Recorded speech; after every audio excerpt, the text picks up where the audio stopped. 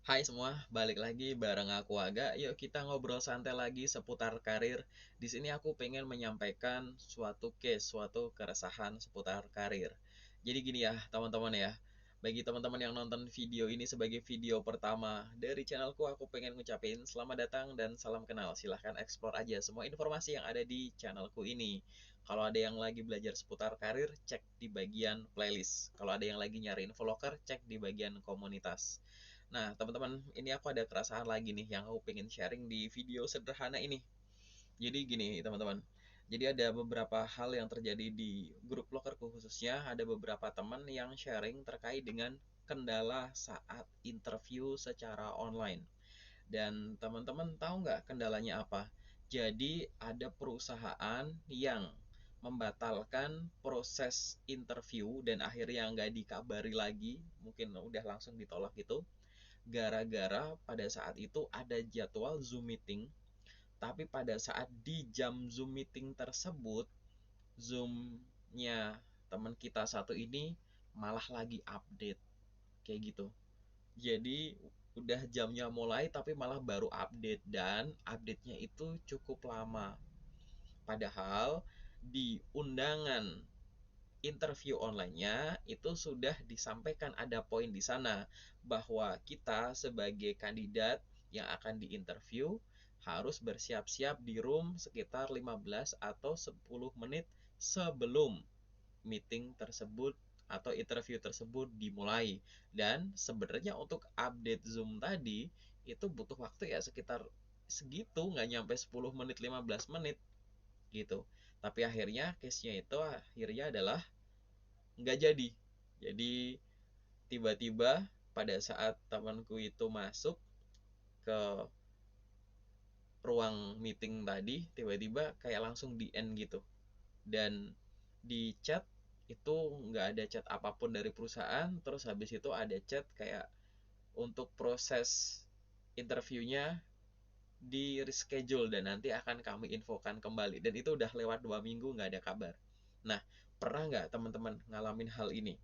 Oke, nah di sini tuh sebenarnya gini teman-teman, teman-temanku yang ada di grup loker atau yang di komunitas lain ya pernah berbagi soal ini. Aku pengen ngingetin dan jangan sampai teman-teman itu mengalami.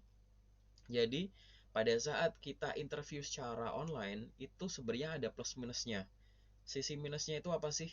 Kita itu terpaksa akan dinilai dari ini loh teman-teman, bingkai yang terbatas ini, media komunikasi yang terbatas yang dipengaruhi dengan device, alat, sinyal, dan noise audio, visual, dan lain-lain kayak begitu.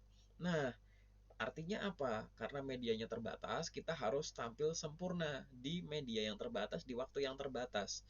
Kayak gitu. Nah, gini teman-teman, yang berkaitan dengan tadi ya, penggunaan video call, video conference tadi, aku sarankan kepada teman-teman. Satu, walaupun teman-teman belum pernah interview secara online, tapi sekarang nih, aku bikin video ini di awal 2024. Pasca COVID, banyak sekali pekerjaan-pekerjaan online, banyak sekali pekerjaan-pekerjaan hybrid. Banyak sekali perusahaan yang menerapkan proses rekrutmen itu secara lebih efektif, efisien, tanpa menghadirkan kandidat di awal. Dengan cara apa akhirnya? Online. Kayak gitu.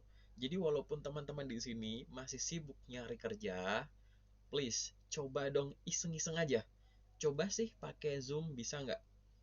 Jangan sampai nanti baru ada undangan pakai Zoom, teman-teman bingung, ini Zoom gimana nih? Oh, download dulu ya. Oh, HP bisa nggak? Laptop bisa nggak? Malah bingung. Jadi kita nggak pernah nyoba. Iseng aja nyoba sama temen atau pakai HP sendiri aja, coba-coba dulu gitu.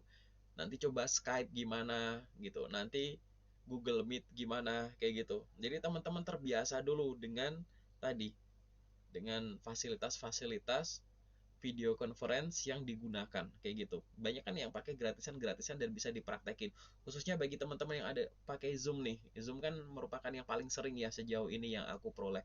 Nggak tahu nih teman-teman, mungkin lebih sering pakai yang mana? Google Meet, Skype, atau yang lain kayak begitu.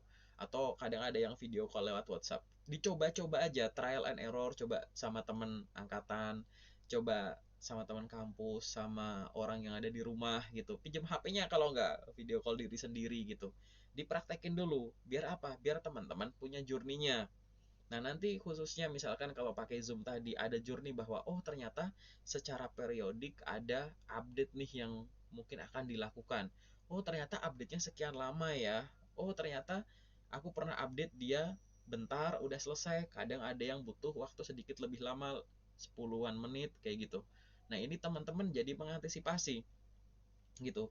Coba kalau misalkan tadi teman-teman udah cukup sering buka Zoom tadi, aku yakin pada saat mau meeting itu nggak bakal diupdate gitu. Mungkin update-nya tuh sebelumnya udah ketahuan. Apalagi tadi banyak sekali ya teman-teman. Mungkin yang udah pernah dapat undangan online itu sebenarnya sudah ada loh apa yang harus disiapkan sebelum mengikuti interview secara online kayak gitu, dan itu pasti ada kalimat yang kurang lebih Anda harus siap dulu sesaat sebelum memulai interview kayak tadi. Nah, bukankah itu adalah momen yang barangkali teman-teman harus lakukan? Jangan dadakan.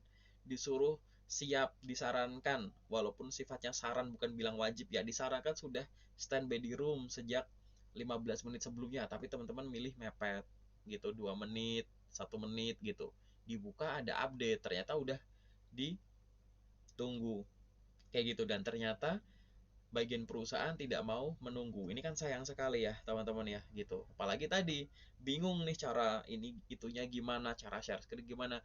Dan itu bisa digunakan untuk apa? Teman-teman uji perangkat. Apakah perangkat ini mampu untuk menggunakan media video conference tadi dengan stabil, dengan baik, grafiknya bagus, suaranya jelas, kayak begitu.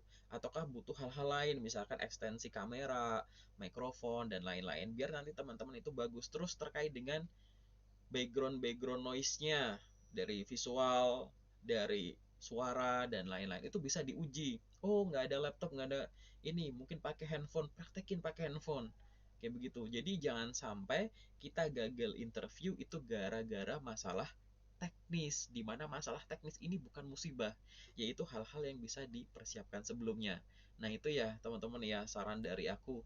Kita coba evaluasi diri sendiri, jangan sampai itu terjadi pada kita sebagai seorang job seeker, dan nanti kalau informasi ini bermanfaat silahkan dibagikan ke teman-teman pencari kerja yang lain. Paling itu aja ya dari aku, semoga bermanfaat. Terima kasih.